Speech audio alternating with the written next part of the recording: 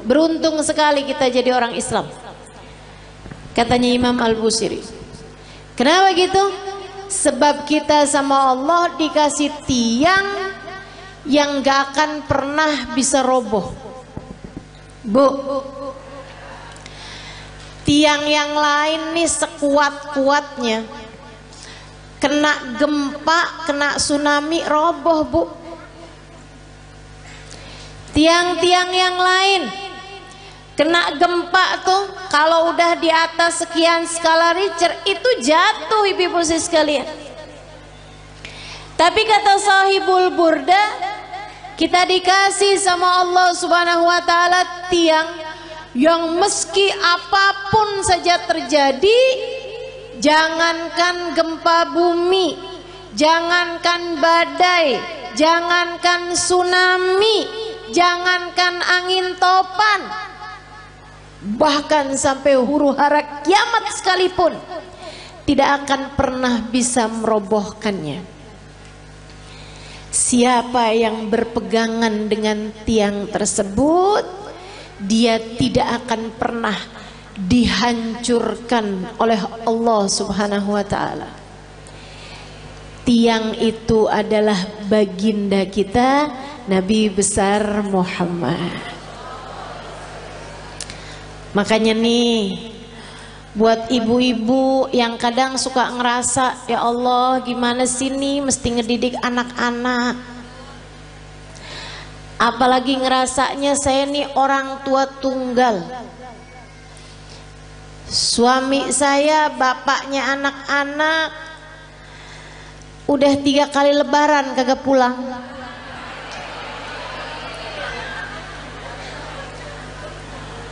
Ada lagi yang kami sudah berpisah di tengah jalan karena tidak ada kecocokan. Ada lagi yang memang ajal keburu mendatanginya, sehingga di masa Covid kemarin meninggal dunia, meninggalkan anak-anak yang menjadi yatim. Sekarang saya yang mesti membesarkan mereka seorang diri. Ibu-ibu saudariku sekalian, kamu sandaran aja, tapi sandarannya jangan sama yang lemah. Kalau kamu sekedar nyari suami lagi gitu ya, sampai mengusahakan hidung kurang mancung dioperasi, kulit mulai keriput ditarik benang, biar cakepan bibir disulam. Saya jadi ngebayangin tuh muka apa kain, tarik benang, sulam, udah jadi kayak kain bu, terlama-lama ada bordir nih.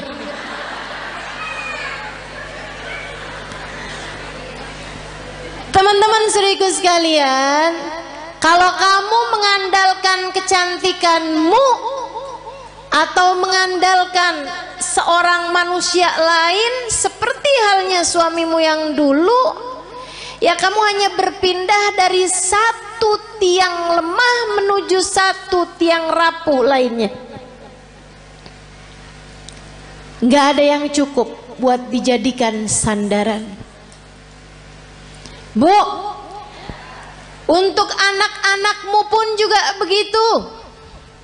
Kalau kamu menyandarkan anak-anakmu kepadamu, kamu tidak akan cukup kuat untuk dijadikan sandaran. Sebab kamu pun juga lemah. Nggak berasa betapa sangat lemahnya dirimu itu. Kena sakit dikit udah nggak bisa ngapa-ngapain. Kena galau, bad mood, udah nggak bisa enak buat ngadepin anak-anakmu lagi. Bawaan, ya Allah ustazah kenapa ya saya? Kok lagi kesel banget tuh ustazah, ngelihat anak pengen saya telen.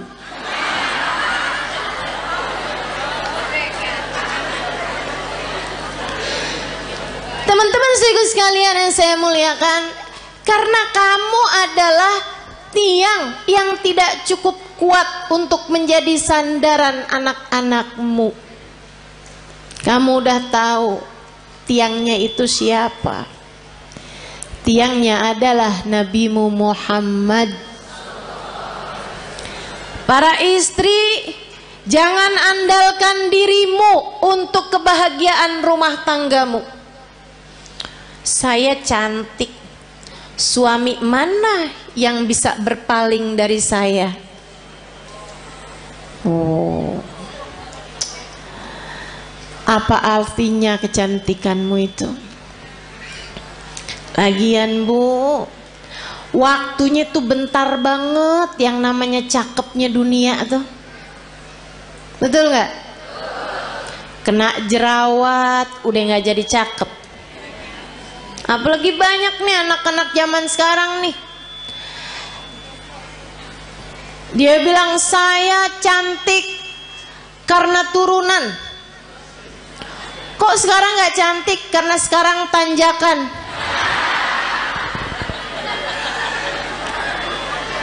Banyak tuh. Saya cantik kalau di Instagram. Begitu lihat aslinya kagak. Kenapa gitu? Pakai filter banyak banget. Filter biar kelihatan kurus. Filter biar kelihatan mulus. Aduh. Jangan andalkan kecantikanmu, ia sangatlah rapuh. Saya perempuan yang pinter. Pinter apa? Pinter nyari duit. Maksudnya kamu kerja gitu? Enggak, di mana aja suami saya nyembunyiin saya ketemu aja. Pinter nyari duit ya. Jangan andalkan kepandaianmu teman-teman seriku sekalian. Ianya sangat lemah sekali. Rapuh banget. Rapuh. Gak jadi apa-apa. Untuk bisa bikin rumah tanggamu harmonis, rumah tanggamu dalam damai, kamu perlu tiang yang kuat untuk jadi sandaran. Sandaranmu dan sandaran suamimu juga. Untuk jadi orang tua, kamu perlu sandaran. Tidak cukup dirimu itu. Dirimu lemah, dirimu tak berdaya, dirimu rapuh. Teman-teman saya sekalian, kalian perlu tiang yang lebih kuat. Ustazah, ibadah saya banyak kok. Saya akan baik-baik saja Ustazah dengan ibadah saya. Enggak. Seberapa banyak kamu bisa ibadah? Apa yang kamu andalkan dari ibadahmu? Udah deh, saya tahu. Modelannya yang kalau tahajud nguapnya lebih banyak daripada rakaatnya. Tahu saya. Model-modelan beginian nih. Kok Ustazah tahu? Ya nggak beda sama saya. Sama-sama lemah, sama-sama sedikit teman-teman. Udahlah sedikit gitu, enggak aman dari riya, enggak aman dari ujub, enggak aman dari sum'ah. Seneng bener ibadahnya dipasang di status. Hari Senin nikmatnya buka puasa bersama My Hubbi.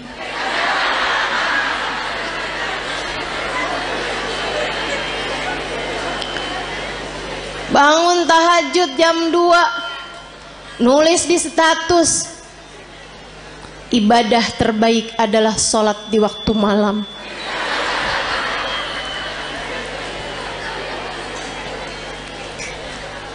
Apa gitu? Segitunya mau ngandelin ibadah. Ibadahnya diterima apa enggak sama Allah aja nggak tahu nih kita nih. Nggak kena, nggak cukup teman-teman saya sekalian, nggak cukup. Baru tahajud berapa malam doang, kalau pagi-pagi kelihatan lemes banget. Tanyain sama suaminya, kok kamu belakangan lemes mulu sih? Ya ampun bang, nggak tahu apa bang. Dari jam 2 nih bang, sampai subuh. Masya Allah.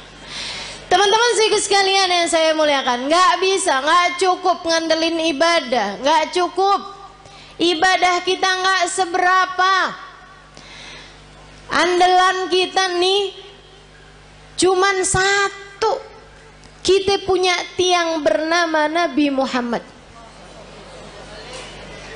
Cukup tuh dijadiin andalan. Gimana nggak cukup? Yang pegang kunci surga. Gimana nggak cukup? Pejabat tertinggi di akhirat. Gimana nggak cukup? Emang iya Ustazah? Lah kamu belum tahu. Teman-teman sekalian, dengarkan sabda Nabi Muhammad dalam Bukhari. Katanya Nabi Muhammad, "Ana sayyid walad Adam wala fakhr." Aku adalah pemimpin seluruh umat manusia dan aku tak berbangga atas hal tersebut. Nabi bilang, saya jadiin sama Allah dipilih jadi pemimpin seluruh umat manusia, rajanya semua umat manusia. Kapan? Ntar di akhirat teman-teman. Ntar di akhirat. Adam wa man dunahu tahta liwa'i yaumal qiyamah. Nabi Adam dan nabi-nabi yang sesudahnya hanya akan berada di belakang bendera Nabi Muhammad sallallahu alaihi wasallam. Nanti di akhirat tuh orang mengukur kemuliaan mereka dengan seberapa dekat tempat mereka dari Nabi Muhammad. Orang tuh tahu nilainya di hadapan Allah seberapa.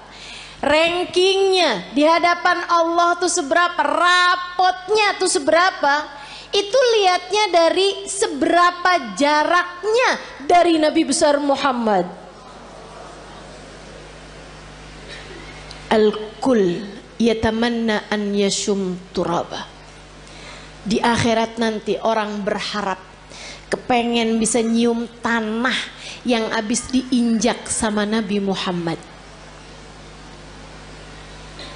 Teman-teman saya sekalian, pejabat tertinggi akhirat Nabi besar Muhammad sallallahu alaihi wasallam. Orang kan kalau orang soleh itu para wali. Di atasnya para wali, para nabi.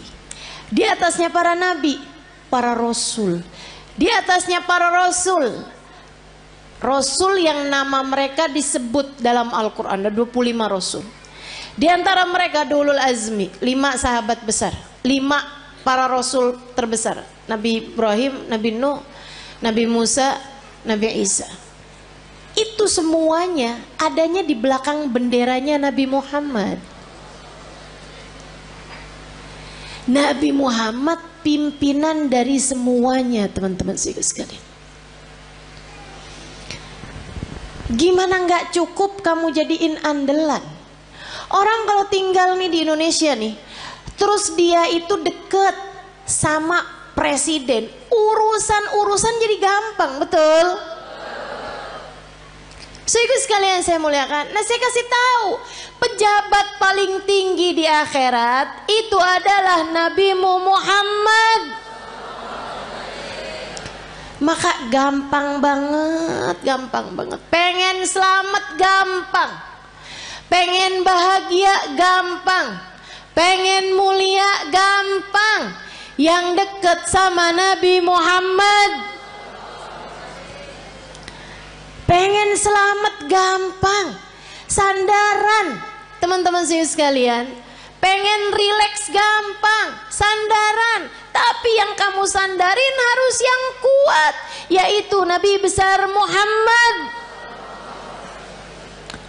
Allah telah memilihnya untuk menjadi seseorang yang cukup bagi setiap orang-orang yang beriman. Nabi itu sama Allah. Di akhirat nanti Allah bikin Miftahul jannah biyadi wala fakhr. Kata Nabi nih, tar di akhirat kunci surga saya yang pegang. Nabi yang pegang kunci surga. Makanya nggak ada ceritanya orang bisa masuk surga sebelum Nabi Muhammad. Palingan bisa ngantri depan pintu surga. Tapi yang ngebuka surga tetap Nabi besar Muhammad sallallahu alaihi wasallam. Nabi buka pintu surga. Tapi Nabi habis itu bilang kayak begini, wala fakhr, kata Nabi. Tapi saya nggak bangga. Saya jadi pemimpin seluruh umat manusia. Saya nggak bangga. Kunci surga saya yang pegang. Saya nggak bangga. Terus apa sih yang bisa bikin bangga Nabi Muhammad? Apa sih yang bisa bikin Nabi Muhammad tuh hatinya jadi lega, seneng gitu? Geret ainu, hatinya jadi lega, hatinya jadi tentram, hatinya jadi damai, hatinya jadi bangga, besar hati. Adakah hal yang bisa membuat Nabi Muhammad berlega hati, berlapang hati, berbangga hati? Ada, teman-teman. Apa itu? Dengerin. Tanakahu takthuru fa inni mubahin bikumul umam yaumal qiyamah. Nabi Muhammad bilang, tanakahu, pada nikah lagi kalian umat saya. Biar kenapa Rasul? Takthuru, biar kalian jadi banyak. Orang nikah suami atu, bini atu, anak lahir 6. Apalagi orang zaman dulu ya, 13. Jadi sekalian, tanakahu kata Nabi, pada nikahlah kalian. Takthuru, biar kalian jadi banyak. Emang kenapa Rasul? Fa ini mubahin bikumul umam yaumal qiyamah. Karena aku akan berbangga dengan banyaknya kalian, jumlah umat saya di akhirat nanti. Nabi dipegangin kunci surga kagak bangga. Nabi jadi orang pertama melewati jembatan, orang pertama masuk surga, Nabi nggak bangga. Nabi dijadikan pejabat tertinggi di akhirat, pemimpin seluruh umat manusia, Nabi nggak bangga. Nabi dijadikan yang terdepan, nabi-nabi yang lain hanya ada di belakang benderanya Nabi Muhammad, Nabi nggak bangga. Yang dibanggain sama Nabi kita. Nggak GR. Saya sih iya. Jadi nggak ada yang bisa bikin saya harus minder di atas muka bumi ini. Sebab saya umat Nabi Muhammad. Saya yang diinginkan keselamatannya di akhirat nanti oleh Nabi Muhammad. Saya yang kalau ada apa-apa Nabi Muhammad berkenan sujud kepada Allah untuk menyelamatkan saya. Termasuk kamu juga iya. Teman-teman sekalian, jangan pernah minder. Kamu umat Nabi Muhammad. Syaratnya cuma satu, sampai mati tetaplah jadi umat Nabi Muhammad. Sampai mati tetaplah jadi umat Nabi Muhammad. Sebab kalau kamu sampai mati tetap jadi umat Nabi Muhammad, keselamatanmu adalah puncak cita-cita tertinggi Nabi Muhammad. Kalau kamu mati bawa iman, bawa Islam, bawa cinta di hati kamu, nabimu tidak berkenan menikmati surga sebelum kamu masuk di dalam surga. Mau iri sama siapa kita? Kita yang disayang-sayang sama Nabi Muhammad.